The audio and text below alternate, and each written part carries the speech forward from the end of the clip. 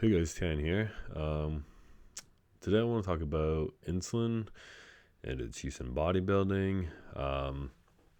What are the benefits? What are the dangers? And how to properly use it. Insulin, what does it do? Pretty sure probably most of you, if you're listening this or reading the article, you really got a fair gist of what insulin does and why we're using it. One of the main reasons we're using it, obviously, is to shuttle more nutrients into our muscle. And why would we need any outside sources of insulin and not just using our own? It's kind of a multifold question there. One of the reasons would be the insane amounts of food some of us have to eat to grow, especially if you are a larger bodybuilder. You might not be able to utilize all that food, get all those nutrients into your muscle with your natural insulin release. And you'll know this if you if you check your blood glucose readings, and if they're constantly a little bit high. Just the sheer amount of food some of us have to eat to grow. Again, like you said, especially those larger bodybuilders. And on top of it, especially a lot of bodybuilders that use growth hormone, especially growth hormone in high doses. As you know, it's well proven that growth hormone will impair your insulin sensitivity. So, the worse your insulin sensitivity gets, the less nutrients that are getting into your muscles, basically.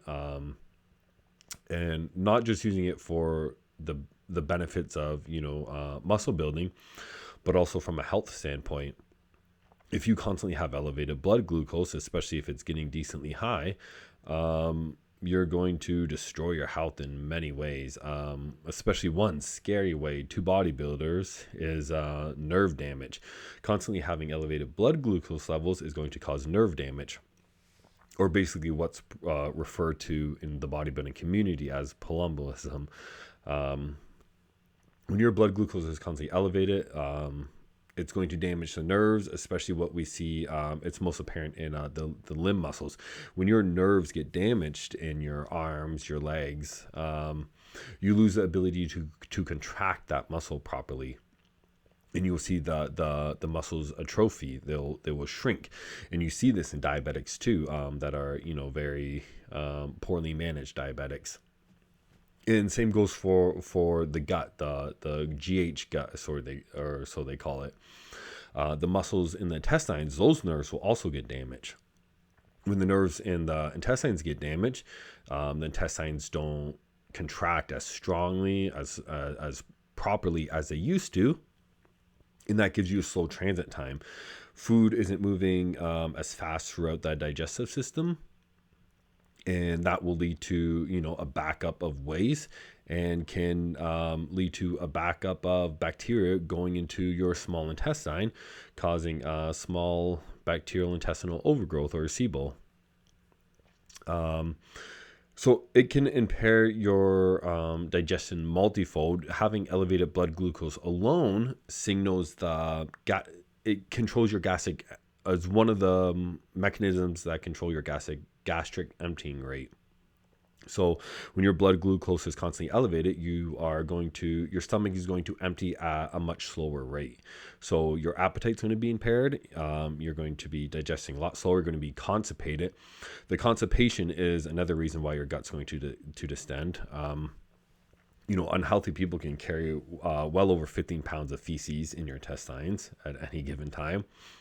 So the feces backing up in there, it leading to small intestinal bacterial overgrowth will be another reason why the gut descends. So overall, it's there's a lot of health effects that are going from your insulin resistance being bad and high blood glucose levels. There's a lot of determinal and permanent physique effects. You don't want your blood glucose high, whether it's for the cosmetic look or just how you feel, and a myriad of other negative health effects. What else is on? What's next here? How about hyperplasia? So the splitting of muscle cells, that's what everybody talks about. Growth hormone, and specifically so great for doing. Basically, I wrote this in another article. 40 years of studies basically has shown that growth hormone has never, in an adult human male, just an adult human, has never been able to cause splitting of the muscle cells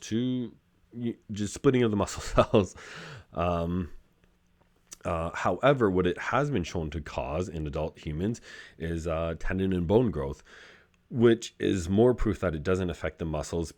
Some people say, okay, those weren't trained athletes, which there are studies on trained athletes. If GH is causing tendon and bones to grow, which is a lot harder and it takes a lot longer of a time than muscle, and the fact that we cannot find any type of muscle growth in any of these studies, but we can find bone and tendon growth, shows us that the muscle growth is very unlikely to be happening. There's also been studies with athletes, as I said, trained athletes exercising, still no muscle growth. Doses have been upwards 27 IU a day. And again, no muscle growth in an adult human. And if this was to happen, the funny thing is when we see bodybuilders who have been, 280 pounds, stage weight lean, the bodybuilders that come off and don't exercise and shrink right down, their muscles wither away. They're smaller than an average human most times, which by people's, theories on it, causing muscle cell splitting, they would not be able to shrink down to that size. They would permanently have more muscle cells than the average human and be a lot bigger. And what further proves this point is you will see those growth hormone abusers have abnormally large hands, abnormally, multiple areas where bones can still grow. They will have bigger bones in specific areas, or and the fact that the muscles don't stay with it says a lot. So yeah, on the topic of hyperplasia there, what I wanted to mention is insulin, however, in a fetus is actually shown to cause hyperplasia, splitting of the muscle cells. So we can't say insulin causes it, but as of what we have, insulin is a lot more likely to than GH if we want to look at it from a science perspective, because growth hormone, it's not happening. And again, a good reason why insulin could be doing it is due to its ability to increase IGF-1. So either way, growth hormone is it's not happening with it. It's not been proven. What else on insulin? When to use insulin, that's another big topic. So insulin, a lot of people online, they like to use it, just workout times or a couple of times a week, which to me is silly, because especially if you have poor blood glucose, you are worsening your health and you're not getting nowhere near, the benefit you should be. The body doesn't grow from one meal. The body doesn't grow from the workout. Your body grows all day. That's why you're eating all day. If you could just eat once a day and work out and get to 280 pounds stage lean, then go ahead and do that. But that's, extremely, extremely unlikely. You eat all day, or at least 4, 5, 6 times a day, or how many times you eat, because, you need to get in that certain amount of food. You can't eat too much in one meal. I mean, some people can, but, and you want to not constantly, but at least every 3 hours, stimulate protein synthesis. So if we're eating every meal, you want to constantly ensure every single bit of those nutrients is getting into the muscles that you possibly can. And the meals that you don't take it and you have poor insulin sensitivity due to the amount of food you're eating, or due to growth hormone use, then you are not going to be, you are going to be worsening your health, letting your blood glucose stay elevated because you didn't want to take insulin every meal. Some people are scared of insulin, thinking it's going to worsen their sensitivity, and they won't take it every meal or just work out, and you're worsening your health if your blood glucose is high, and you're not getting the most out of insulin use. So if you eat, 2 to 3 times a week, and you eat 4 to 5 times a day, or how many times you eat, because, you need to get in that certain amount of food, you want to constantly not constantly, but at least every 3 hours, stimulate protein synthesis. So if you eat 5 times a day, why wouldn't you ensure all those nutrients are getting into your muscle 5 times a day with insulin use for every meal? Which I guess I'll go into the next topic because it's semi-related to that, on insulin use making you diabetic. So there's very few studies that show certain specific insulins have worsened insulin sensitivity. I don't like those studies a lot because they're not controlled studies. A lot of diabetics will slowly get worse over time. And that's because, they're not, if you've ever met a diabetic, a lot of them, they, mainly the type 2s, because most times lack of diet and exercise got them there. Not saying that's every case, but that's a lot of cases. That's why doctors will say diet and exercise and improve your sensitivity, and you can help avoid type 2 diabetes. And sometimes it's not their fault. Maybe you have you can't exercise because of a medical condition. But a lot of diabetics, the average person, I'm sure that most of us know, they just the average person in general, they do not like to exercise, and they eat a very poor diet. So a lot of these studies, they'll use your average sedentary person who is a type 2 diabetic, and their insulin sensitivity just naturally gets worse over time. So a lot of those studies aren't too great because there will be studies with the same type of insulin showing no effect, and maybe those people were controlling their diet. So, you can't look at that. And what we can look at from real world application is that there, not just diabetics coming off of insulin, but there's actually studies of people, of them putting people on a calorie controlled diet, and every single participant coming off insulin. There's a study that was repeated 2 or 3 times actually with type 2 diabetics, where they got every single participant off of insulin. So the point with that is, if insulin consistently made you worse, all the diabetics that have been on 2 decades, 3 decades, 4 decades, basically with that thought, you would literally be screwed forever because you've been on insulin for 40 years. Your diabetes has consistently gotten worse. You've consistently taken a higher and higher dose of insulin. Your insulin dose would be in the thousands, which does happen. Some people are on thousands of IUs. But that's not what we see happen. Many diabetics say will be on insulin, and they will be on the same dose for decades. And some even, when they exercise and diet, their insulin dose will come down, or they can come off it altogether. So it is not the insulin necessarily having this impact on worsening your sensitivity, and actually specific insulins alone have been shown to improve insulin resistance. So there's too many variables there, and it's just not what's happening. It's more so a factor of diet and lack of exercise for these people, and that is why people who improve their diet and exercise, they're able to come off insulin. The next topic, all insulin is the same. This is one I see touted a lot. They say, just take any short-acting insulin. It's the same. There's no difference. That is the furthest thing from the truth. Basically, what we have is every insulin is different. It's a different amino acid makeup. They're all different analogs. They all have drastically different effects. One insulin may bind to your insulin receptor weaker than your actual natural insulin that you produce. And some insulins bind to the insulin receptor even stronger than your natural insulin. So they all have a vastly different effect in a plethora of ways. One of the examples here is Lantus specifically. Lantus is shown to increase appetite and cause weight gain. In comparison to Levemir insulin, another longer form of insulin, which was shown to actually decrease appetite and cause a decrease in weight. So depending on your goal, especially as a bodybuilder, you're not going to want to be using an insulin that's decreasing your appetite if you're growing and you're on insulin. So your insulin choice absolutely matters. And then some insulins just have way more benefit in other areas than others, such as Lantus.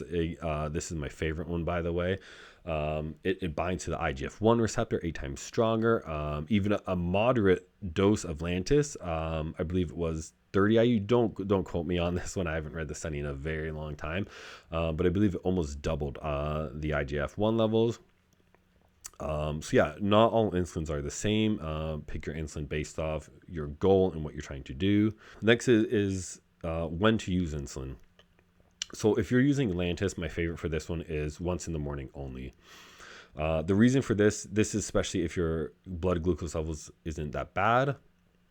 And if your blood glucose levels isn't that bad and or they're healthy, Lantus is really great with it. Its highest points are from the next 16 hours or so that you take it. Basically, your sleep-wake cycle. By around, it starts plummeting off before 16 hours, but around 16 hours is when it's really hitting that dip. And the next 8 hours while you're sleeping, it's really leaving your body. It's at a very low point in your body at a time when you're not eating. Even medically, Lantus is known as the non-hypoinsulin, basically, because it's such a low, it's such a steady release. Now, as for the fast-acting insulins, those are highly individual, extremely individual, actually. When you take those, for its peak will highly depend on your own gastric emptying rate.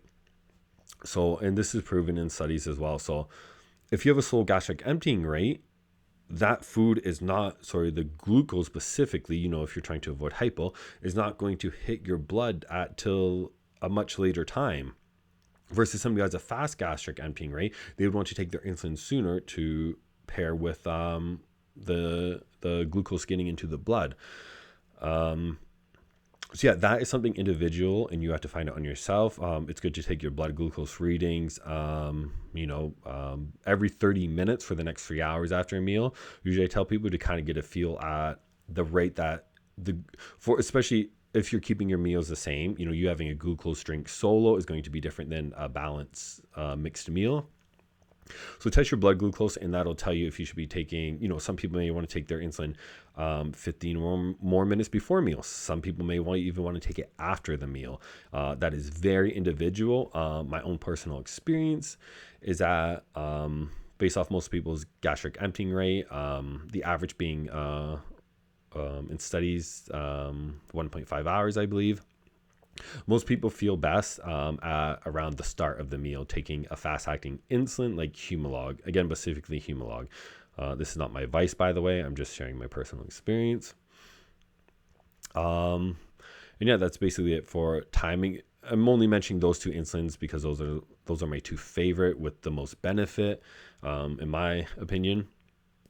The most benefit and the least sides. The intermediate ones or ones like Humulin, where it has a very weird peak. I don't like it. I don't consider it for bodybuilders.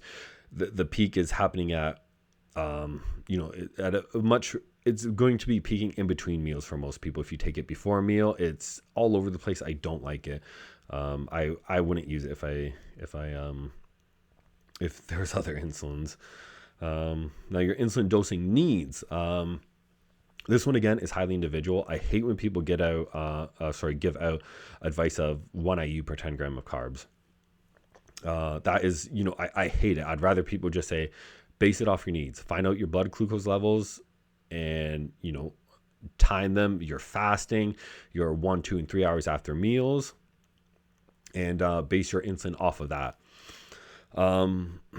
This is not only dangerous, but is also, it can almost have little or no effect on you, because let's say you're somebody with really poor insulin sensitivity.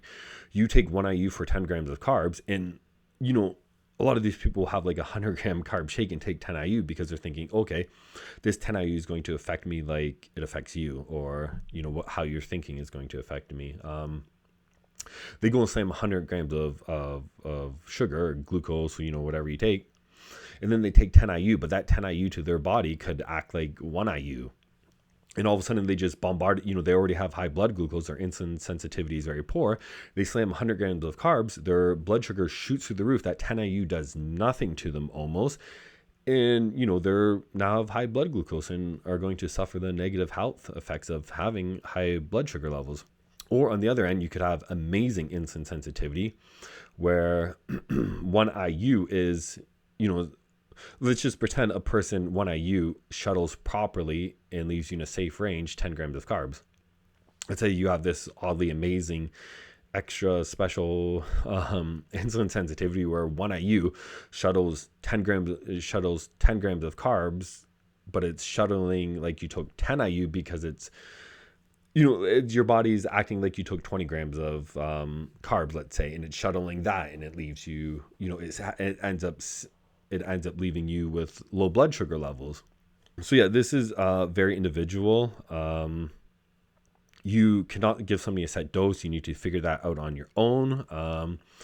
Let's say you have two people, both people are on 300 grams of carbs a day. One person could use 20 or 30 IU insulin, and that would put them in the perfect range all throughout the day, morning and after meals. And the next person can need 300. Or if you want to talk extreme diabetics, they could need 1,000 IU. And again, these people are on the same amount of carbs. I myself, for example, remember items like growth hormone and stuff alter this, right?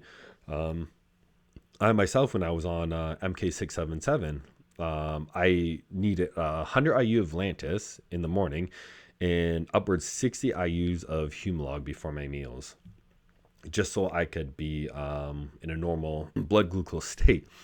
Time after that, when I used insulin again and I wasn't using MK677, 30 IUs of Lantus was giving me lows throughout the day. So depending on what you're doing and how your sensitivity is at that moment, your needs could drastically vary. And so don't ever take somebody's suggestion on a specific IU for grams of carbs or whatever you're doing.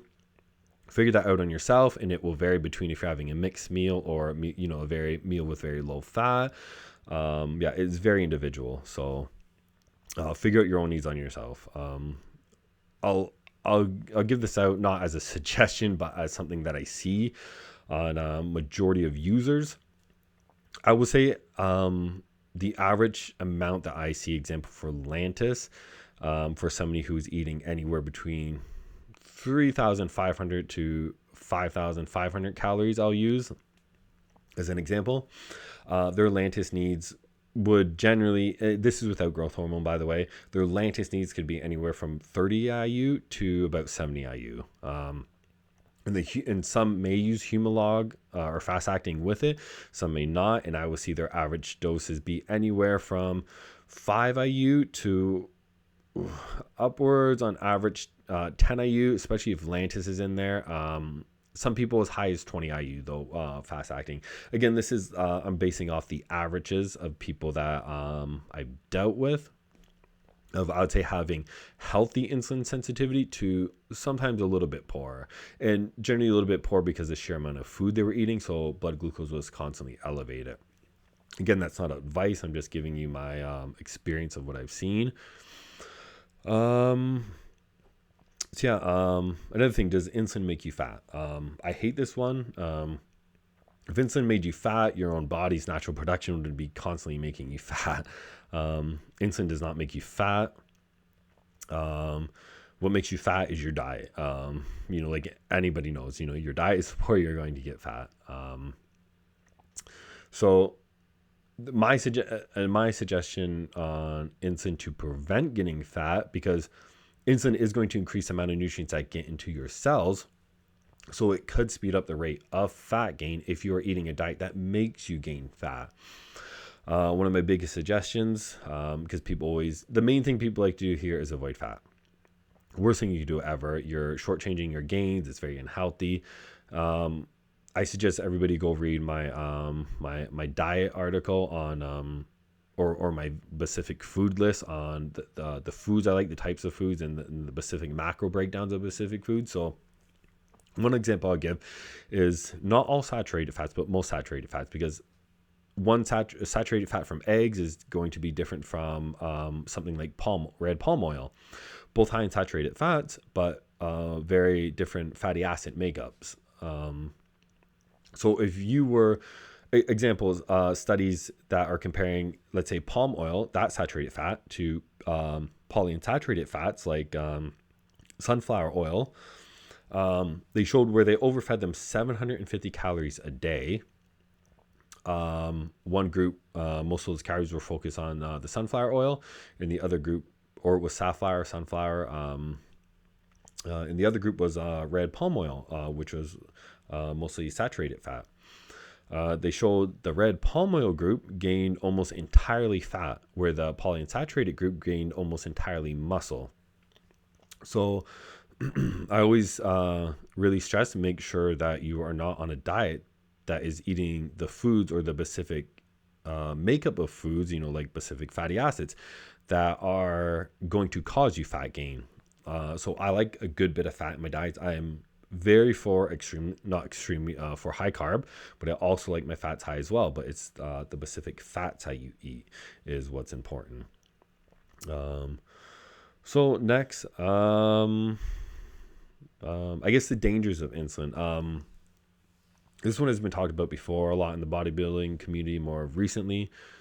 Some people still under the guise that it is very, very dangerous.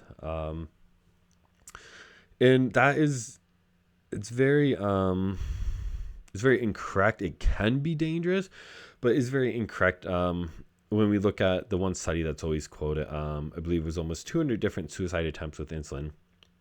Some of them were taking hundreds of IU a day, and less than 2% could actually succeed in committing suicide with it. Now, you have to remember, these are people that wanted to commit suicide. These weren't people who were like, okay, I'm going to eat my meal, take my insulin, and because they knew that's not how it worked. They knew that you take a high dose of insulin, you don't eat, you will die. So the fact that people taking upwards hundreds of IUs of insulin while not eating could not kill themselves, yet we are taking a very calculated dose and eating large amounts of food to even put bodybuilding users of insulin into that category is very silly. Again, if people not eating, taking hundreds of IUs, only 2% succeeded in death, it's silly to think that a bodybuilder using 10 IU of Humalog and eating 150 grams of carbs with a mixed meal, so supplying a constant supply of glucose, and that's checking their glucose levels, is going to be anywhere near death. It's a silly thought. I'm not trying to say be careless, but the way many people make it out to be that you take insulin, you screw up once, you're going to die, is to me is very silly.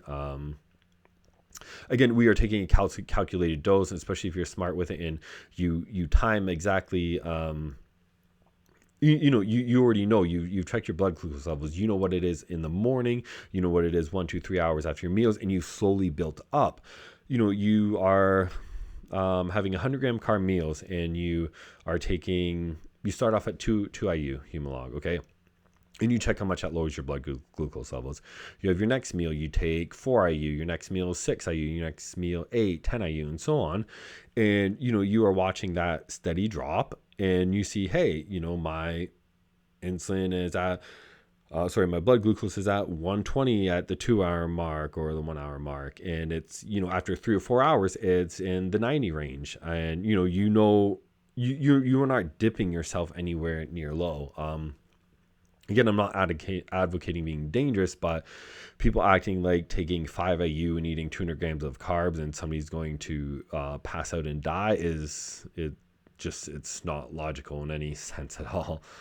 Just let me check my notes here and I think that's basically about it for I think I covered is slowing your gastric emptying rate. I'm not sure I'll go over that if I didn't.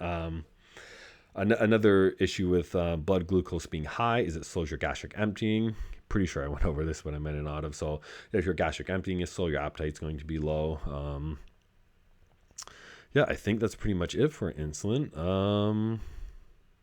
It looks like I covered everything in the notes. Again, to recap, my favorite insulin is Lantus. If I was to use one insulin only, it'd be Lantus only in the morning. And that's calculating my dose to exactly what I need. I'd check my fasting glucose levels beforehand and my 1, 2, and 3 hours post meal.